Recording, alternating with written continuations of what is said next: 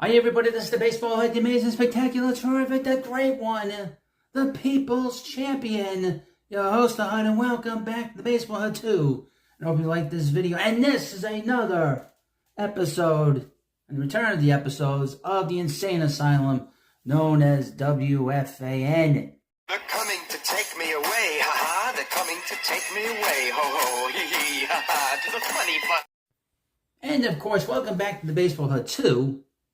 And we'd like to talk about WFAN. I've not done a video on them in quite a while because they've sort of had this self-fulfilled prophecy, which they all love. Every single one of them love it. I don't care if they're Met fan or not. They know that that will bring them big ratings because WFAN is a hate fest when they talk about our New York Mets. And I've been rather quiet, but I thought this was kind of an absurd thing that was said. And they don't know where to take this because they... As Met fans, some of them are like, well, I don't see the Mets do well. But as a talk show host on this particular radio station, they need to get this nonsense out there and put it out there because they have to. It's for ratings. Because a lot of the Met fans that do listen to WFAN still are self-loathing. And obviously, a lot of them are Yankee fans, and a lot of them just don't like the Mets. So they love this. They love the sort of complaining and the sort of the Mets doing poorly. But we've been very clear here at the channel that the first month or two is going to be rough. I've been very consistent on that. The schedule has loosened up a little bit. But even the stupidity could not...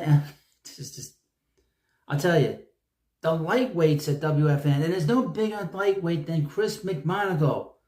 And as you know, Chris McMonagle is... He's the psycho killer. Then you see him come walking down the street, you want to go in the opposite direction because you see a picture of him, he looks like he wants to murder somebody. And as you can tell in these pictures, and everyone, he doesn't look like he's smiling, he looks like he wants to sort of even do harm to your funny host. You want to do harm to your host here. Now, WFN doesn't like me. They think that I'm deranged. Tiki Barber said that about me, I know that.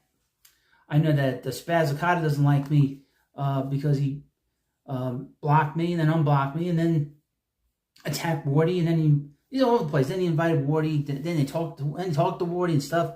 Crazy nut jobs. They're all nuts. But here we have from Odyssey.com. Let's talk about the psycho killer and what he said about Francisco Lindor. And we'll talk about the Mets' record since Francisco Lindor has been a Met.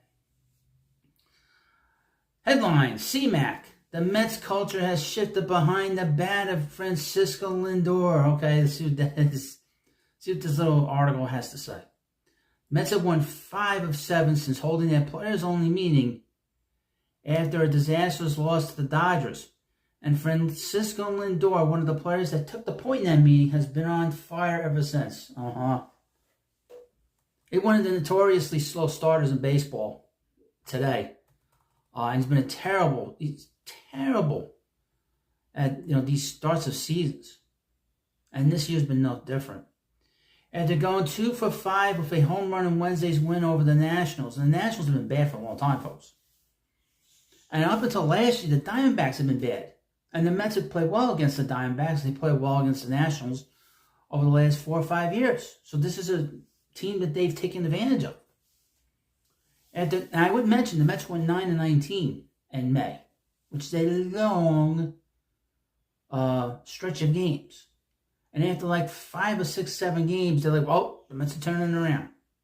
I hope they do. I don't want to talk about this stuff. Quote, Lindor stood up and said, you know what? I am the leader of this team, the psycho killer said.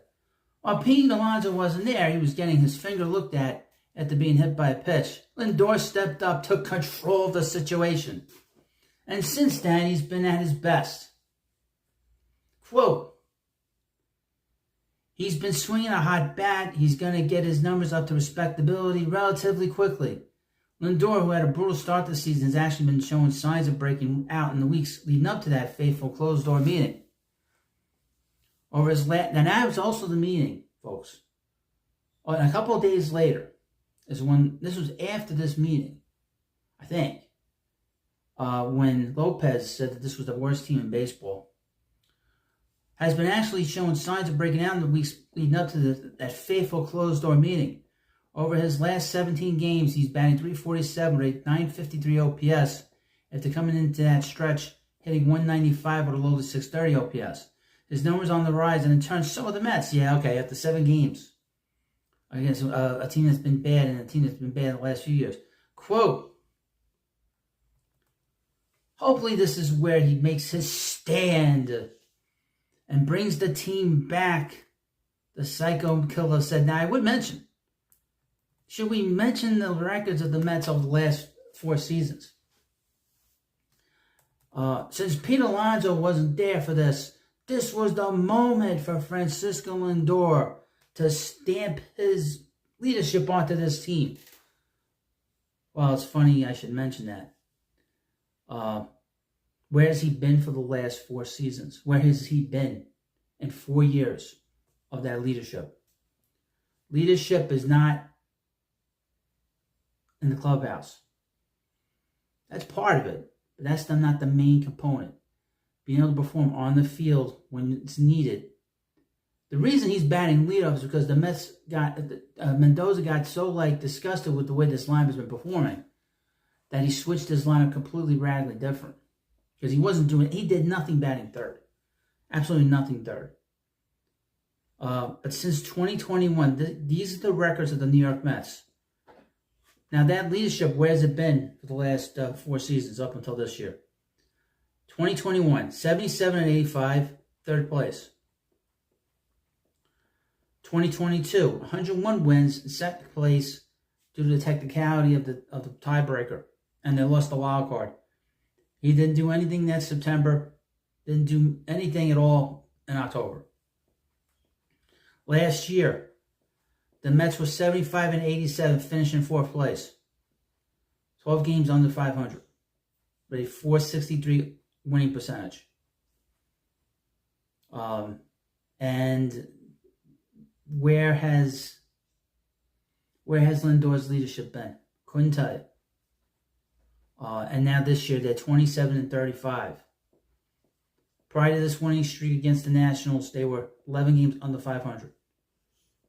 And 2 of the games that in the third game against the Diamondbacks, they got completely destroyed.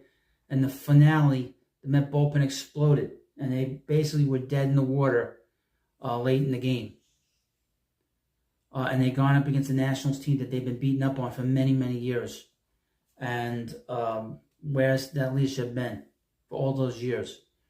The years that he's been here, the Mets have been a losing team.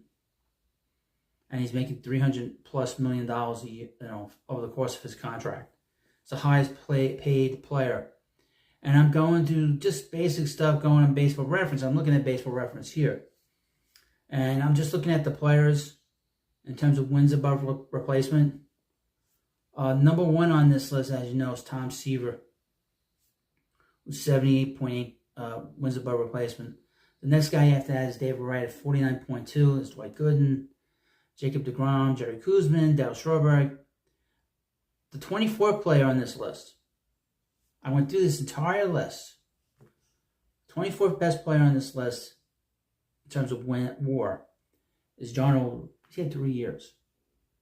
Nowhere in the time that I'm going through here, there's no Francisco Lindor here. So his impact is very muddled. It's very shaky. And 23rd on this list, Pete Alonso. Even Jeff McNeil's higher. And I know they played a little bit longer with the Mets, but their WAR is higher than Lindor's. And that says a lot. It says a lot to me. I am not a big fan of Francisco Lindor. I've not been a fan of his for a very long time here. I was not a fan of his when he got here. So I wasn't too happy that they were so quick to give him a long-term deal without knowing whether he could play here long-term. We will see what happens for the rest of the season and the rest of this contract. I would hope the Mets get rid of this contract and just start fresh from top to bottom. But they can't right now because the ownership and the leadership of the front office are wanting to do more. They don't want to give up this ship, and I don't blame them. But anyway, this sort of tells you how stupid WFAN is. because after like a week, they had so quick to sort of jump back in and say, oh, and again, when the Mets do poorly, they love it because it's great for their ratings. When the Mets were doing well in April, they didn't talk much, you know. And again, I've mentioned this before. The biggest jinx at WFAN destroyed every team that he roots for. Came back at the end of 22, the Mets have been bad since. The Jets are a disaster. A few weeks back, Joe Beninga was on Tiki and Evan as a guest host, and he was sitting there wearing New York Rangers paraphernalia, merchandise. The Rangers at that point were 7-0 in the playoffs. They're home now. The Knicks were playing well until he was on the TV, and they got kicked out of the playoffs against the Pacers.